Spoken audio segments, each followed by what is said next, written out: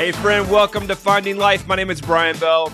I'm so glad you're here. It's Tuesday, March 21st, 2023, week 8, day 2, live stream number 38, day number 80 of the new year. Let's know where we are, let's know where we're going, and let's make today count. All right, happy Tuesday. Let's see here. I know we got a couple people online. No comments yet, but I know they'll be coming in soon. I know Bobby just left for work. She's getting on the road right now, and we have a kind of a nasty day here in Southern California. She said it's supposed to be pretty windy and rainy today. I know it's still raining again this morning. It rained yesterday. It's supposed to rain tomorrow. Just tons and tons of rain. But happy Tuesday. I hope you're doing well. And whether you're joining me here on the live stream this morning for the show, or you catch me after the recording on YouTube or on the podcast, I'm thankful to have you be a part of the show. Here's someone. We got Chloe Bell. Good morning, Chloe Bell. Good morning, my beautiful daughter in Tennessee. So great to have you on the show. So great to have you online with me. I so appreciate you tuning in and being here and being a part of the show. And look forward to seeing you soon. Hopefully this weekend we'll get to see you somewhere, and that's the plan anyway. But all right. Hey, Zach Bell. Good morning, my brother. Another bro from Tennessee. Thank you, bro, for tuning in. So great to have you on the show this morning. I know Mom will be on here soon, and Bobby will be on here soon, and hopefully we'll get some others involved here too. But we're going to continue looking at a little bit of Timothy Keller's book this morning, Every Good Endeavor, Connecting Your Work to God Work.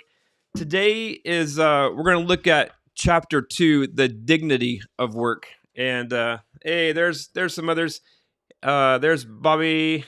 Bobby says, mourn with some rain showers. And Mom, good morning, Mom, from Tennessee. So great to have you on the show with us this morning. Mom says good morning with a heart and a smiley face. Great to have you all here on the show with me. I greatly appreciate you tuning in. Robert Francis, Busy B. Robert, good morning, B. Hey, Robert, good to see you, bro. I know you got up at 3:18 this morning, 3:18, 3:30, something like that. Robert's up early and hitting the gym and on his way to hashtag Fit by 50. Killing it. All right, great to have you guys on the show this morning. We're going to continue looking at Timothy Keller's book here, Every Good Endeavor, Connecting Your Work to God's Work. Chapter 2 is called The Dignity of Work, and it talks about how the Greeks kind of like had the Greeks' view of work kind of got passed down through the centuries. And it talks about the Greek attitude toward work and its place in human life was largely preserved in both the thought and the practice of the Christian church. Through centuries, it still holds a great deal of influence today in our culture. What has come down to us is a set of pervasive ideas, one that work is a necessary evil. The only good work in this view is work that helps us make money so that we can support our families and pay others to do menial work. Second, we believe that lower status or lower paying work is an assault on our dignity. One result of this belief is that many people take jobs they're not suited for at all, choosing to aim for careers that do not fit their gifts, but promise higher wages and prestige. So how many people do you know that like go into work because it pays well or it's prestigious instead of what aligns with their gifts and talents and callings? So he says Western societies are increasingly divided between the highly remunerated knowledge classes and the service sector. Another result is that many people will choose to be unemployed rather than do work they feel is beneath them, and most service and manual labor falls into this category. Often people who have made it into the knowledge classes show great disdain for concierges, handymen, dry cleaners, cooks, gardeners, and others who hold service jobs. I have an example of this. This past Sunday at church, I heard Ray telling this story about how he works at a coffee shop close to a hospital, and this doctor that comes in all the time to get coffee, I think he said he was wearing a pair of suspenders, and Ray was asking him about his suspenders. And this doctor doesn't know anything about Ray other than he works in a coffee shop. And his response to Ray when Ray was asking him about his suspenders was, "Oh, you couldn't afford these." I mean, the guy doesn't know anything about Ray whatsoever other than he works in a coffee shop. That's a prime example of that. It says the biblical view of these matters is utterly different. Work of all kinds, whether with the hands or the mind, evidences our dignity as human beings because it reflects the image of God, the Creator, in us. It says we are called to stand in for God here in the world, exercising stewardship over the rest of creation in His place as vice regents. We share in doing the things that God has done in creation, bringing order out of chaos, creatively building a civilization out of the material of physical and human nature, caring for all that God has made. This is a major part of what we are created to be. While the Greek thinkers saw ordinary work, especially manual labor, as relegating human beings to the animal level, the Bible sees all work as distinguishing human beings from animals and elevating them to a place of dignity. Work has dignity because it is something that God does and because we do it in God's place as His representatives. We learn not only that work has dignity in itself, but also that all kinds of work have dignity. God's own work in Genesis 1 and 2 is manual labor. He shapes us out of the dust of the earth, deliberately putting a spirit in a physical body, and as He plants a garden. It says, minister and author Philip Jensen puts it this way: if God came into the world, what would He be like? For the ancient Greeks, He might have been a philosopher king. For the ancient Romans, he might have looked for a just and noble statesman. But how does the God of Hebrews come into the world? As a carpenter. In Genesis, we see God as a gardener. In the New Testament, we see Him as a carpenter. No task is too small a vessel to hold the immense dignity of work given by God. Simple physical labor is God's work, no less than the formulation of theological truth. Think of the supposedly menial work of house cleaning. Consider that if you do not do it or hire someone else to do it, you will eventually get sick and die from the germs, viruses, and infections that will breed in your home. The material creation was made by God to be developed, cultivated, and cared for in an endless number of ways through human labor. But even the simplest of these is important. Without them all, human life cannot flourish. All work has dignity because it reflects God's image in us, and also because the material creation we are called to care for is good. The Greeks saw death as a friend because it liberated us from the prison of physical life. But the Bible sees death not as a friend, but as an enemy, because the created world is a brilliant and beautiful good, destined to exist forever. As we have seen, this means that Christians cannot look down on labor involving more intimate contact with the material world. Caring for and cultivating this material world has worth, even if it means cutting the grass. This also means that secular work has no less dignity and nobility than the sacred work of ministry. We are both body and soul, and the biblical idea of shalom includes both physical thriving as well as spiritual. Food that nourishes, roofs that hold out the rain, shade that protects from the heat of the sun, the satisfaction of the materials, needs and desires of men and women. When businesses produce materials that enhance the welfare of the community, they are engaged in work that matters to God. Basically saying, like, and it's probably somewhere else in the book where it talks about, like, no matter what you do, it's all important work. Like the milkmaid that milks the cow, the farmer that gets the milk, the truck driver that drives the milk from the farm to the store, like the grocery store worker that stocks the shelves. Like, all of this is active work that's supporting the community, that matters to God, that's important. And there's no hierarchy of jobs. It says in Psalm 65, we find God cultivating the ground by watering it through rain showers, through His Holy Spirit, renewing the face of the ground. However, in John 16, the Holy Spirit is said to convict and convince people of sin and God's judgment, which is something a preacher does. So here we have God's Spirit both gardening and preaching the gospel. Both are God's work. How can we say one kind of work is high and noble and the other is low and debasing?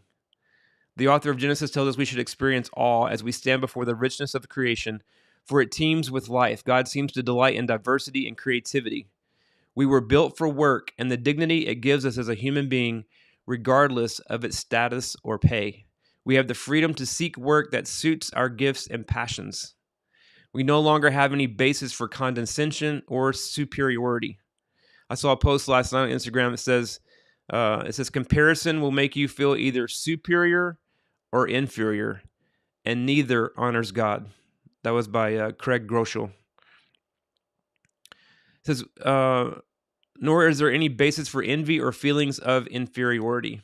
Every Christian should be able to identify with conviction and satisfaction the ways in which his or her work participates with God in his creativity and cultivation. To help us do that, we turn to the biblical understanding of culture. So we'll start looking at culture next. But anyway, I just want to go through this book. This book is so foundational for me. It was so good. Thinking about work. We shouldn't seek work just for prestige or because it pays well. We should really seek work that aligns with our gifts and talents and abilities and passions and desires and things that we're passionate about. Like that one quote says, do what makes you come alive, because what the world needs is people who have come alive. Like, we should do what we feel called to do, what we feel made to do. So anyway, you can give me some thoughts on that this morning, live streamers.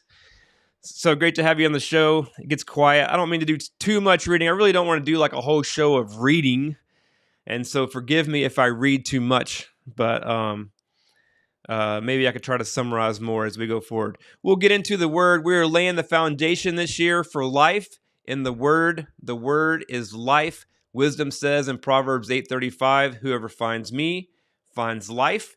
Matthew 7:14 says, small is the gate and narrow the path that leads to life, and only a few find it. I'm here to help you find it. I'm here to live my life true to me and help you live your life true to you. I'm here to help us live to our greatest potential. We're laying the foundation in the Word. I believe the Word is the foundation for life and for finding life, and everything else can be built on top of that, all the practical ways of finding life, which includes mindset, perspective. Our minds are we are able to do so much more than we realize, and I feel like even like we have so much potential, so much more potential than we realize. I feel like we can really do so much more than we even know. And so let's strive to reach our greatest potential. Let's do what we feel called to do. Let's try to live lives true to ourselves, true to the people that God created us to be. Let's find the life that we were created to live. Let's live life true to ourselves. Let's live life with intention. And like I said earlier in the show, let's make today count. Hey, thank you for the like. I appreciate that. The likes do help. And so I appreciate that. We're going to continue reading along in Mark this morning. We are reading through New Testament, Psalms, and Proverbs. Just a small daily dose of God's Word to get our morning started off right, for wisdom, for truth, for life. The Word is life. All right, let's go. Mark 14. They took Jesus to the high priest's home where the leading priests, the elders, and the teachers of religious law had gathered. Meanwhile, Peter followed him at a distance and went right into the high priest's courtyard. There he sat with the guards, warming himself by the fire. Inside, the leading priests and the entire high council were trying to find evidence against Jesus so they could put him to death. But they couldn't find any. Many false witnesses spoke against him, but they contradicted each other.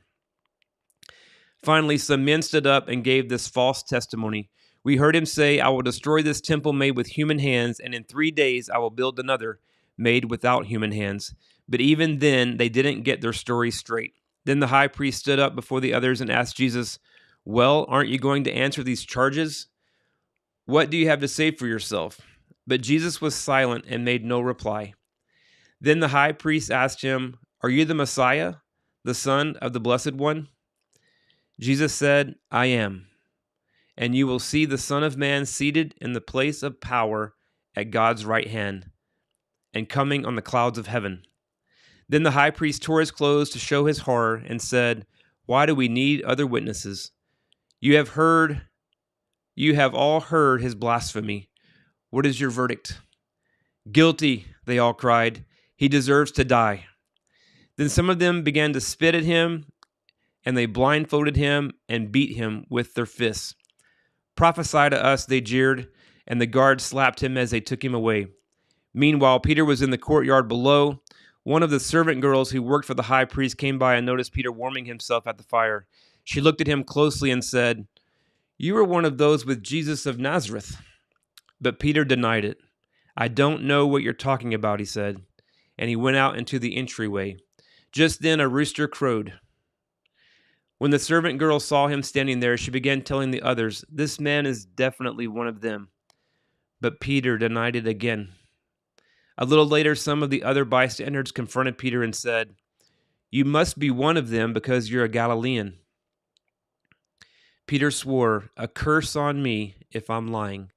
I don't know this man you're talking about." And immediately the rooster crowed the second time.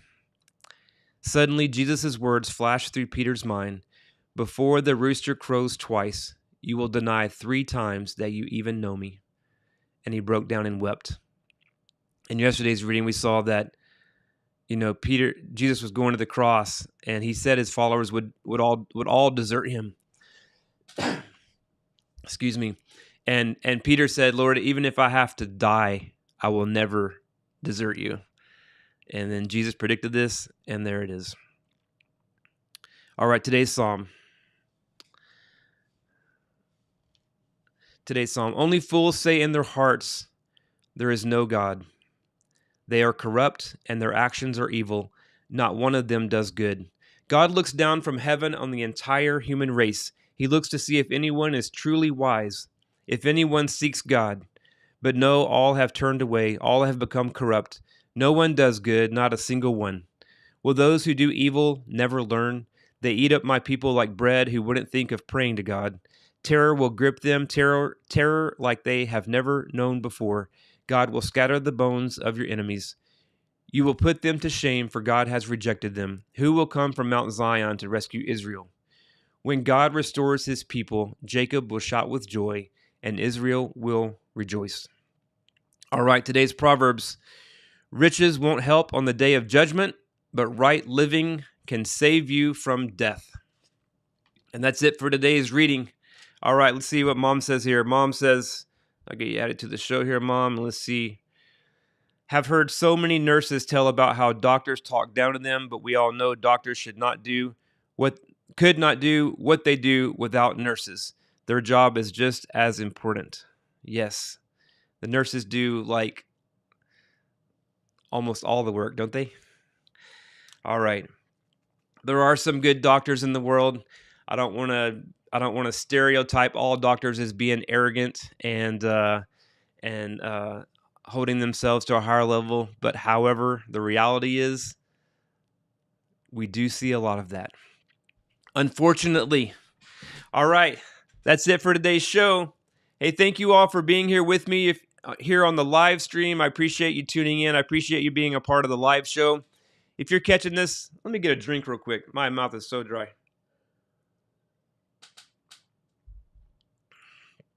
If you're catching this on YouTube after the recording, I appreciate you. If you're catching it on the podcast, I appreciate you as well. I'm here to help you find life. I'm here to live my life true to me and help you live your life true to you. Let me know how I can help. I'm here to serve.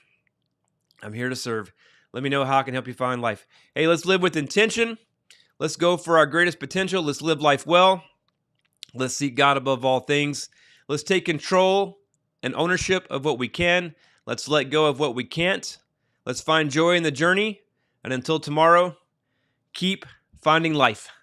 Hey friend, thanks for watching my video or listening to my podcast. Again, I'm so glad you're here.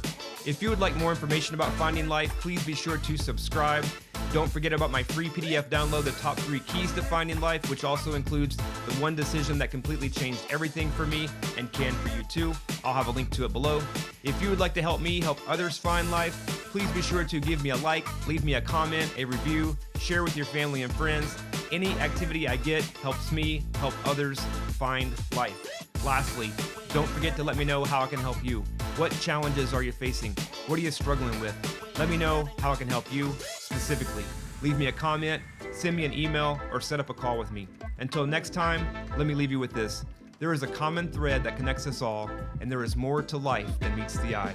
If you have ever felt like there has to be something more to life, you're on the right track. Keep moving forward. Yeah.